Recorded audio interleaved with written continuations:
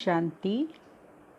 बाबा कहते बच्चे तुम रूहानी सेना हो और रूहानी सेना बाप की श्रीमत पर अपनी दैवी राजधानी स्थापन करने का कार्य कर रही है।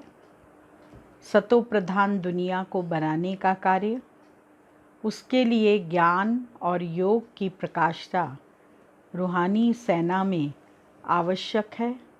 जितना हम अपने अंदर ज्ञान भरते हैं, जितना योग की शक्ति भरते हैं, उससे ही हम नई दुनिया इस सृष्टि पर ला सकते हैं, विश्व का परिवर्तन सहज कर सकते हैं। 18 तारीख की वाणी है। मीठे बच्चे, तुम डबल अहिंसक रूहानी सेना हो। तुम्हें श्रीमत पर अपनी दैवी राजधानी स्थापन करनी है। प्रश्न, तुम रूहानी सेवाधारी बच्चे सभी को किस बात की चेतावनी देते हो? उत्तर, तुम सभी को चेतावनी देते हो कि यह वही महाभारत लड़ाई का समय है। अब यह पुरानी दुनिया विनाश होनी है। बाप नई दुनिया की स्थापना करा रहे हैं। विनाश के बाद फिर जय जयकार होगी। तुम्हें आपस में मिलकर राय करनी चाहिए कि विनाश के पहले सबको बाप का परिचय कैसे मिले। गीत बजा है, तूने रात गवाई सोए के, दिवस गवायो खाए। ओम शांति। बाप समझा रहे हैं, ऊंचते उच्च है भगवान, फिर उनको ऊंचते उच्च कमांडर इन चीफ आदि भी कहो, क्योंकि तुम सेना हो ना। तुम्हारा सुप्रीम कमांडर कौन है यह भी जानते हो। 2 सेनाएं हैं, वह है जिस्मानी, तुम हो रूहानी। वह हद के, तुम बेहद के। तुम्हारे में कमांडर्स भी हैं, जनरल भी हैं, लेफ्टिनेंट भी हैं। बच्चे जानते हैं हम श्रीमत पर राजधानी स्थापन कर रहे हैं। लड़ाई आदि की तो कोई बात नहीं। हम सारे विश्व पर फिर से अपना दैवी राज्य स्थापन कर रहे हैं। श्रीमत पर कल्प कल्प हमारा यह पार्ट बचता है। यह सब है बेहद की बातें। उन लड़ाइयों में यह बातें नहीं। ऊंचते ऊंच बाप है। उनको जादूगर, रत्नागर, ज्ञान का सागर भी कहते हैं। बाप की महिमा अपरम अपार है। तुम्हें बुद्धि से सिर्फ बाप को याद करना है। माया याद भुला देती है। तुम हो डबल अहिंसक रूहानी सेना। तुमको यही ख्याल है कि हम अपने राज्य को कैसे स्थापन करें। ड्रामा ज़रूर कराएगा, पुरुषार्थ तो करना होता है ना। जो अच्छे अच्छे बच्चे हैं, आपस में राय करनी चाहिए। कौन सी राय करनी चाहिए? माया से युद्ध तो अंत तक तुम्हारी चलती रहेगी। यह भी जानते हो महाभारत लड़ाई होनी है ज़रूर, नहीं तो पुरानी दुनिया का विनाश कैसे हो। बाबा हमको श्रीमत दे रहे हैं। हम बच्चों को फिर से अपना राज्य भाग स्थापन करना है। इस पुरानी दुनिया का विनाश हो, फिर भारत में जय जयकार हो जाना है, जिसके लिए तुम निमित्त बने हो। तो आपस में मिलना चाहिए। कैसे कैसे हम सर्विस करें? सभी को बाप का पैगाम सुनाएं कि अब इस पुरानी दुनिया का विनाश होना है। बाप नई दुनिया की स्थापना कर रहे हैं। लौकिक बाप भी नया मकान बनाते हैं तो बच्चे खुश होते हैं। वह है हद की बात, यह है सारे विश्व की बात। नई दुनिया को सतयुग, पुरानी दुनिया को कलयुग कहा जाता है। अब पुरानी दुनिया है तो यह मालूम होना चाहिए बाप कब और कैसे आकर नई दुनिया स्थापन करते हैं। तुम्हारे में नंबरवार पुरुषार्थ अनुसार जानते हैं। बड़े ते बड़ा है बाप, बाकी फिर नंबरवार महारथी घोड़े सवार प्यादे हैं। कमांडर कैप्टन यह तो सिर्फ मिसाल दे समझाया जाता है। तो बच्चों को आपस में मिल राय निकालनी चाहिए। कौन सी राय? कि सबको बाप का परिचय कैसे दें। वह है रूहानी सेवा।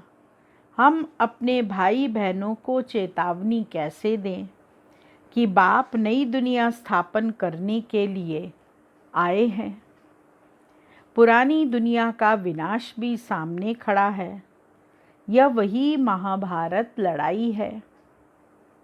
मनुष्य भी यह भी समझते नहीं हैं कि महाभारत लड़ाई के बाद फिर क्या होगा।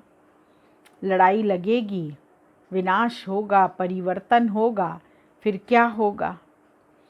तुम अभी फील करते हो कि अभी हम संगम पर पुरुषोत्तम बन रहे हैं। अब बाप आए हैं पुरुषोत्तम बनाने। इसमें लड़ाई आदि की कोई बात ही नहीं है। बाप समझाते हैं, बच्चे, पतित दुनिया में एक भी पावन नहीं हो सकता। ये पतित दुनिया है, इसमें एक भी पावन नहीं हो सकता। और पावन दुनिया में फिर एक भी पतित नहीं हो सकता। इतनी छोटी बात भी कोई समझते नहीं है।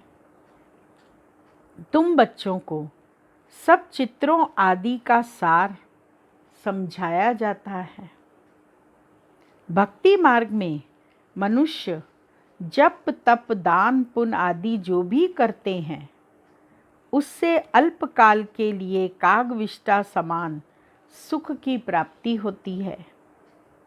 परंतु जब कोई यहाँ आकर समझे तब यह बातें बुद्धि में बैठती हैं।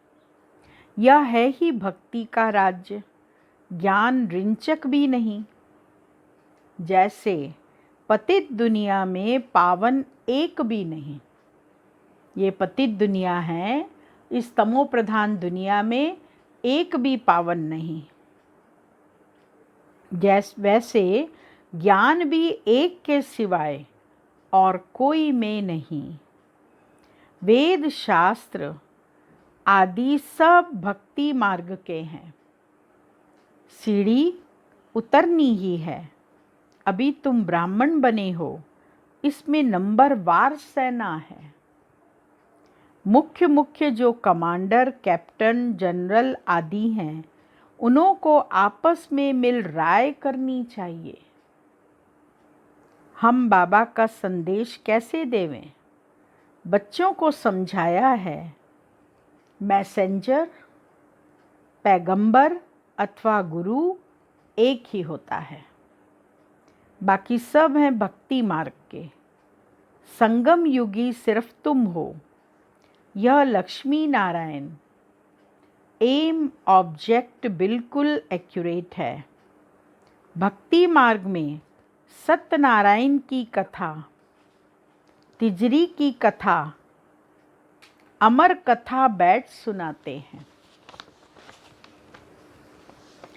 अभी बाप तुमको सच्ची सच्ची सत्यनारायण की कथा सुना रहे हैं। नर से नारायण बनने की कथा इस समय बाबा हम बच्चों को सुनाकर वैसा बना रहे हैं। भक्ति मार्ग में तो कथा नाम की कोई चीज़ नहीं है, उसका महत्तम सुनाते हैं। कलावती ने सुनी, लीलावती ने सुनी, फलाने ने सुनी, उसको ये मिला, उसको वो मिला, पर कथा कौन सी है ये किसी को भी पता नहीं है। तो इस समय बाबा ने आकर के हमको सच्ची सच्ची नारायण बनने की कथा सुनाई है, जिससे हम पुरुषार्थ करके नर से नारायण, नारी से लक्ष्मी पद को प्राप्त करते हैं। भक्ति मार्ग में है पास्ट की बातें, जो होकर जाते हैं उनका बाद में फिर मंदिर आदि बनाते हैं। जैसे शिव बाबा अभी तुमको पढ़ा रहे हैं, फिर भक्ति मार्ग में यादगार बनाएंगे। सतयुग में शिव व लक्ष्मी नारायण आदि कोई का चित्र नहीं होता। ज्ञान बिल्कुल अलग है, भक्ति अलग है, यह भी तुम जानते हो। इसीलिए बाबा ने क्या कहा है? Hear no evil, see no evil, talk no evil. तुम बच्चों को अभी कितनी खुशी है, नई दुनिया स्थापन हो रही है। कितनी खुशी होनी चाहिए कि हम सतो प्रधान दुनिया की स्थापना कर रहे हैं।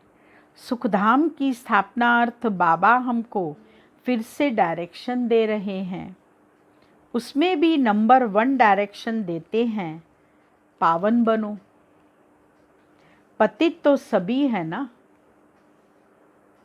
तो जो अच्छे अच्छे बच्चे हैं उन्हों को आपस में मिलकर राय करनी चाहिए कि सर्विस को कैसे बढ़ाएं, गरीबों को कैसे मैसेज दें। बाप तो कल्प पहले मिसल आया है। कहते हैं अपने को आत्मा समझ मुझ बाप को याद करो। राजधानी जरूर स्थापन होनी है, समझेंगे ज़रूर। जो देवी देवता धर्म के नहीं हैं वह नहीं समझेंगे। जो आदि सनातन देवी देवता धर्म की आत्माएं हैं उनको तो तुरंत चटक लग जाएगी, तुरंत बाबा को याद करने लगेंगे, कोई क्वेश्चन नहीं। लेकिन जो नहीं है इस घराने की आत्माएं, उनको ला भी नहीं सकते, वो सुनेंगी भी नहीं। विनाश काले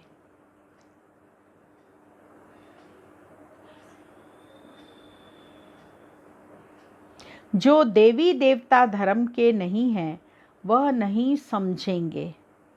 विनाश काले ईश्वर से विपरीत बुद्धि है ना।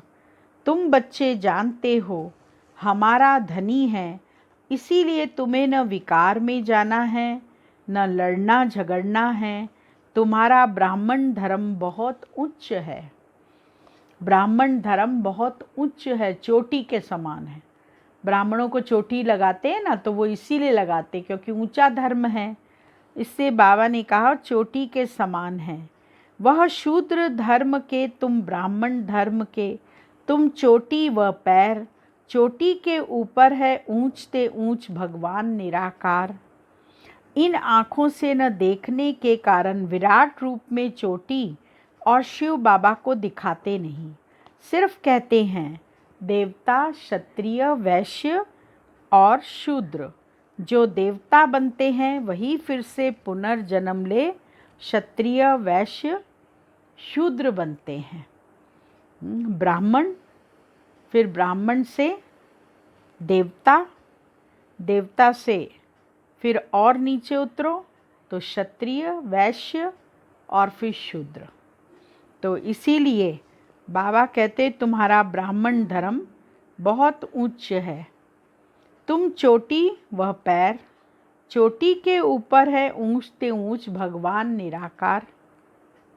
इन आँखों से न देखने के कारण विराट रूप में चोटी ब्राह्मण और शिव बाबा को दिखाते नहीं, सिर्फ कहते हैं देवता, क्षत्रिय, वैश्य, शूद्र। जो देवता बनते हैं वही फिर से पुनर्जन्म ले क्षत्रिय, वैश्य, शूद्र बनते हैं। विराट रूप का भी अर्थ कोई नहीं जानते। अभी तुम समझते हो तो करेक्ट चित्र बनाना है। शिव बाबा भी दिखाना है और ब्राह्मण भी दिखाने हैं। तुमको अब सबको यह मैसेज देना है कि अपने को आत्मा समझ बाप को याद करो। तुम्हारा काम है सबको मैसेज देना। जैसे बाप की महिमा अपरंपार है, वैसे भारत की भी बहुत महिमा है। यह भी 7 रोज कोई सुने तब बुद्धि में बैठे। कहते हैं फुर्सत नहीं है। अरे आधा कल्प पुकारते आए हो, अब वह प्रैक्टिकल में आया हुआ है। बाप को आना ही है अंत में, यह भी तुम ब्राह्मण जानते हो। नंबरवार पुरुषार्थ अनुसार पढ़ाई शुरू की और निश्चय हुआ। माशूक आया हुआ है जिसको हम पुकारते थे, जरूर कोई शरीर में आया होगा। उनको अपना शरीर तो है नहीं। बाबा कहते हैं मैं इनमें प्रवेश कर तुम बच्चों को सृष्टि चक्र की रचेता और रचना की नॉलेज देता हूँ। यह और कोई नहीं जानते। यह पढ़ाई है, बहुत सहज करके समझाते हैं। बाबा कहते हैं हम तुमको कितना धनवान बनाता हूँ। बाबा कहते बच्चे मैं तुमको कितना धनवान बनाता हूँ। कल्प कल्प तुम्हारे जैसा पवित्र और सुखी कोई नहीं। तुम बच्चे इस समय सभी को ज्ञान धन देते हो। बाप तुम्हें रत्नों का दान देते हैं। तुम दूसरों को देते हो, भारत को स्वर्ग बनाते हो। तुम अपने ही तन मन श्रीमत पर भारत को स्वर्ग बना रहे हो। अपने ही तन मन धन को लगाकर पूरे भारत को स्वर्ग बना रहे हो। कितना उच्च कार्य है। तुम गुप्त सेना हो, किसको भी पता नहीं। तुम जानते हो हम विश्व की बादशाही ले रहे हैं, श्रीमत द्वारा श्रेष्ठ बनते हैं। अब आप कहते हैं मामेकम याद करो। कृष्ण तो कह न सके, वह तो प्रिंस था, तुम प्रिंस बनते हो ना। सत्युग त्रेता में पवित्र प्रवृत्ति मार्ग है। अपवित्र राजाएं पवित्र राजा रानी लक्ष्मी नारायण की पूजा करते हैं। पवित्र प्रवृत्ति मार्ग वालों का राज्य चलता है। फिर होता है अपवित्र प्रवृत्ति मार्ग। आधा आधा है ना, दिन और रात। लाखों वर्ष की बात हो, फिर आधा आधा तो हो न सके। लाखों वर्ष हों तो फिर हिंदू जो वास्तव में देवता धर्म के हैं उनकी संख्या बहुत बड़ी होनी चाहिए, अनगिनत होने चाहिए। अभी तो गिनती करते हैं ना, यह ड्रामा में नूंद है। फिर भी होगा, मौत सामने खड़ा है।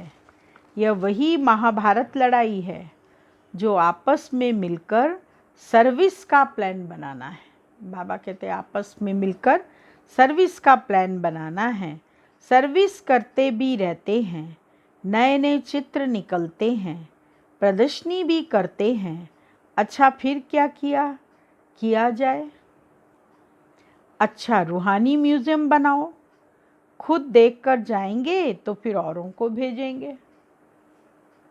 गरीब अथवा साहूकार धर्माऊ तो निकालते हैं ना, साहूकार जास्ती निकालेंगे। इसमें भी ऐसे हैं, कोई 1000 निकालेंगे, कोई कम। कोई तो 2 रुपये भी भेज देते हैं। कहते हैं 1 रुपये की ईंट लगा देना, 1 रुपया 21 जन्मों के लिए जमा करना। यह है गुप्त। गरीब का 1 रुपया, साहूकार का 1000 बराबर हो जाता है। गरीब ने 1 भेजा, साहूकार ने 1000 भेजा, तो दोनों का बराबर हो गया। गरीब के पास है ही थोड़ा तो क्या कर सकते हैं, हिसाब है ना। व्यापारी लोग धर्माऊ निकालते हैं। अब क्या करना चाहिए? बाप को मदद देनी है। बाप फिर रिटर्न में 21 जन्मों के लिए देते हैं। सुदामा का 1 मुट्ठी चावल, उसको महल मिल गया।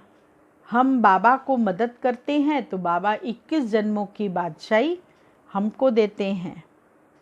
बाप आकर गरीबों को मदद करते हैं। अब तो यह दुनिया ही नहीं रहेगी, सब मिट्टी में मिल जाएंगे। यह भी जानते हो स्थापना ज़रूर होनी है। कल्प पहले मुआफिक निराकार बाप कहते हैं बच्चे देह के सब धर्म त्याग, एक बाप को याद करो। यह ब्रह्मा भी रचना है ना। ब्रह्मा किसका बच्चा है?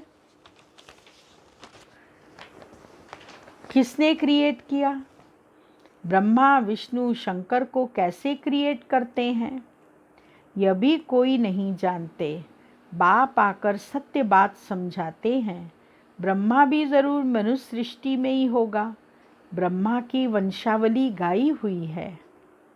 भगवान मनुष्य सृष्टि की रचना कैसे रचते हैं, यह कोई नहीं जानते। ब्रह्मा तो यहाँ होना चाहिए ना। बाप कहते हैं जिसमें हमने प्रवेश किया है, यह भी बहुत जन्मों के अंत वाला है। इसने पूरे 84 जन्म लिए हैं। ब्रह्मा कोई क्रिएटर नहीं है। क्रिएटर तो एक निराकार ही है।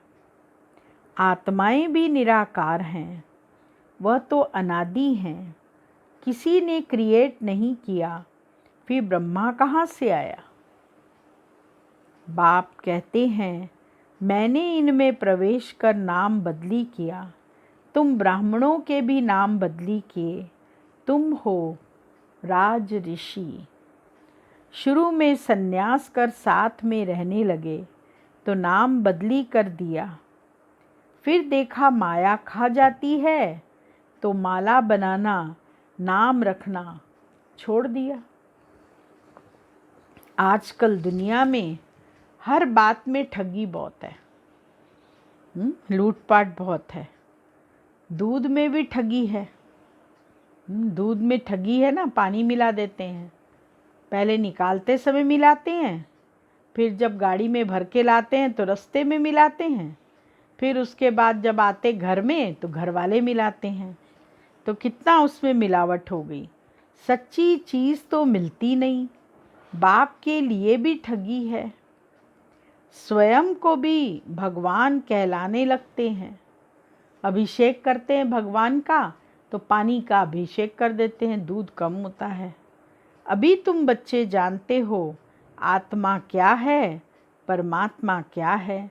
तुम्हारे में भी नंबरवार पुरुषार्थ अनुसार बाप जानते हैं कौन कैसे पढ़ते हैं और फिर पढ़ाते हैं, क्या पद पाएंगे।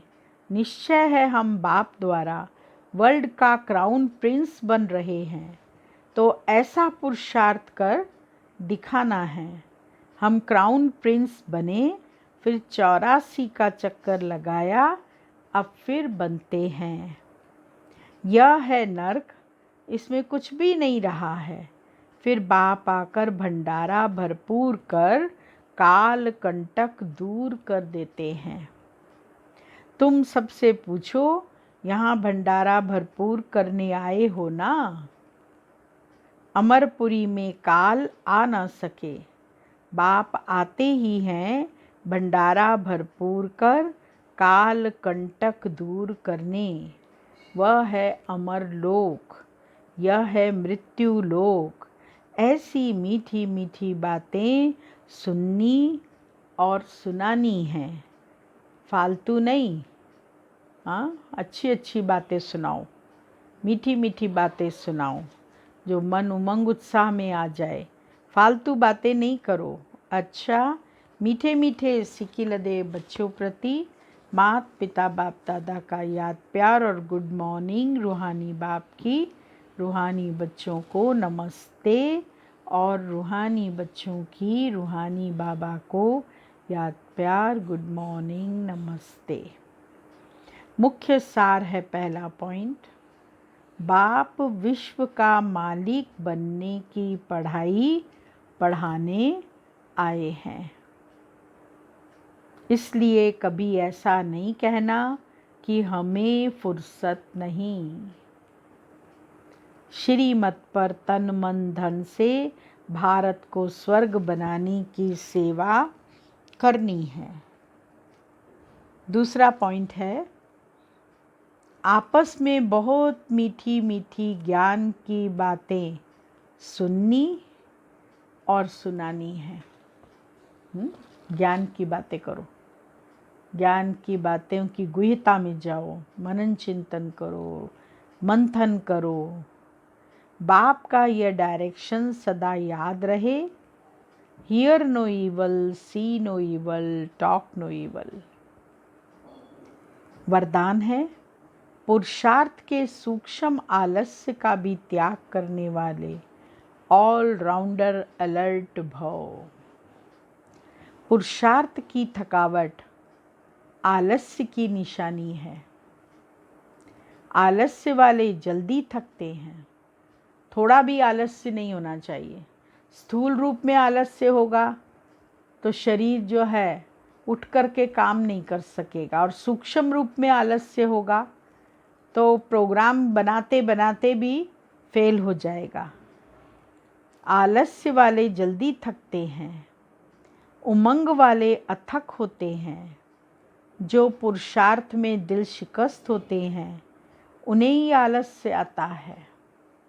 वह सोचते हैं क्या करें, इतना ही हो सकता है, ज़्यादा नहीं हो सकता, हिम्मत नहीं है, चल तो रहे हैं, कर तो रहे हैं। अब इस सूक्ष्म आलस्य का भी नाम निशान न रहे।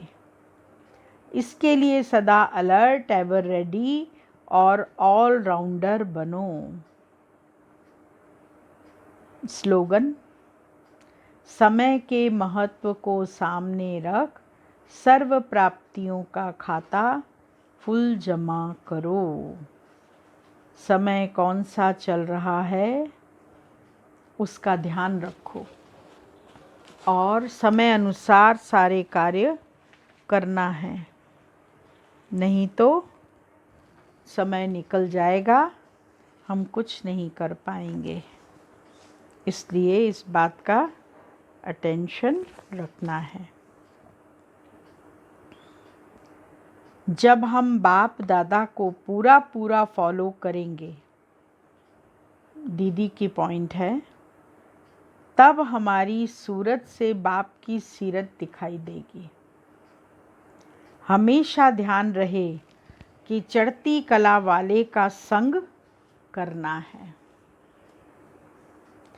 पर चिंतन पर दर्शन करने वाले के संग से संभाल करनी है।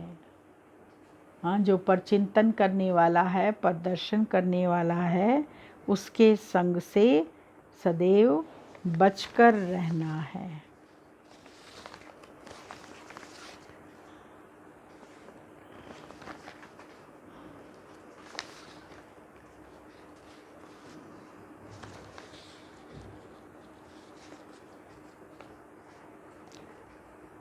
फिर शिक्षाएं, विशेषताएं, शिक्षाएं सुनाई, विशेषताएं सुना रहे हैं। जितना गंभीर उतना रमणीक। दीदी इतनी अंतर्मुखी रहती जो उनके मुख से कभी व्यर्थ बोल नहीं निकलते, कभी किसी का परचिंतन पर दर्शन नहीं करती। उनके जीवन में गंभीरता के साथ रमणीकता का बैलेंस था। वे सभी से अलौकिक चिटचैट करके खूब रिफ्रेश कर देती, उनके साथ बहुत रमणीकता से खेल पाल भी करती। इसीलिए हमको भी बहुत अंतर्मुखी और गंभीरता को धारण करना चाहिए, जिससे कि कोई भी प्रकार के व्यर्थ बोल, पर चिंतन, पर दर्शन हम न कर सकें। ओम शांति।